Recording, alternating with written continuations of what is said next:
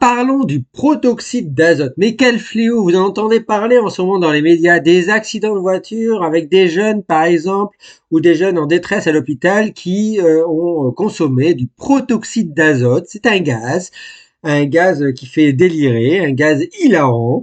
Eh bien, ce gaz provoque des accidents. Alors, c'est quoi ce gaz? À la base, c'est un gaz qui s'appelle N2O, qui est à base d'azote et d'oxygène. Et en fait, il a un usage alimentaire. Il est utilisé dans des petites fioles qu'on met dans des petits appareils pour faire, par exemple, des émulsions, des mousses. Donc, c'est utilisé en gaz alimentaire. Mais il a été détourné. Alors, il est aussi utilisé en médecine, à l'hôpital, par exemple. On l'utilise aussi chez les enfants. Ce gaz est mélangé à un certain dosage avec l'oxygène et il a un effet déstressant, un effet euphorisant, un effet qui distrait le cerveau et du coup, on peut faire une prise de sang et l'enfant ressent beaucoup moins de douleur. Donc c'est très court et c'est très contrôlé en utilisation et de l'oxygène. Malheureusement, maintenant, il y a un usage détourné avec une grosse quantité de protoxyde d'azote dans les bouteilles et les jeunes s'en procurent de plus en plus. Selon Santé publique France, en 2022, on était à peu près 14% des 18-24 ans ont testé le protoxyde d'azote. 14% des 18-24 ans en 2022. C'est énorme déjà. Et en 2023, il y a eu plus de 30% de signalements d'effet du gaz protoxyde d'azote par rapport à 2022. Donc c'est en pleine augmentation.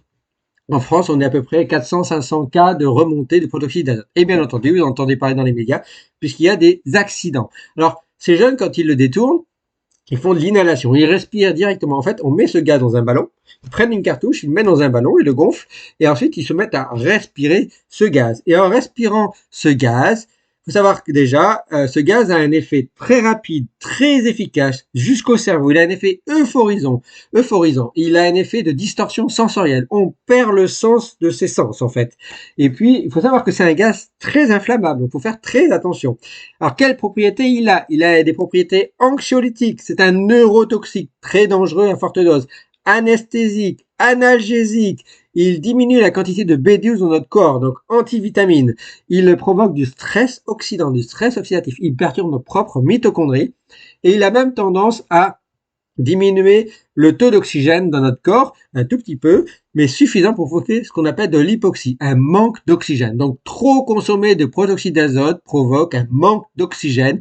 Et ça, c'est neurotoxique, c'est extrêmement grave et ça provoque un dommage multi-organes jusqu'à notre cerveau. Ça peut provoquer donc quelque chose d'euphorisant et puis aussi des vertiges, des pertes de connaissance, des troubles neurologiques, des troubles hématologiques, des troubles psychiques, psychiatriques, des troubles cardiaques.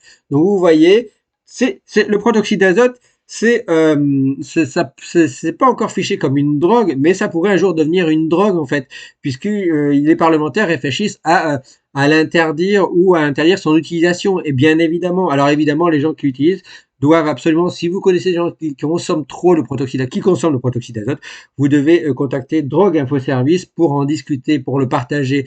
Et puisque ces gens vont avoir des gros effets sur leur santé, jusqu'à même des accidents, et pourraient peut-être même en mourir. Voilà, vous en savez un peu plus sur ce fléau. Il en faut en faire très très très attention maintenant. Merci à vous. Ciao, ciao, ciao.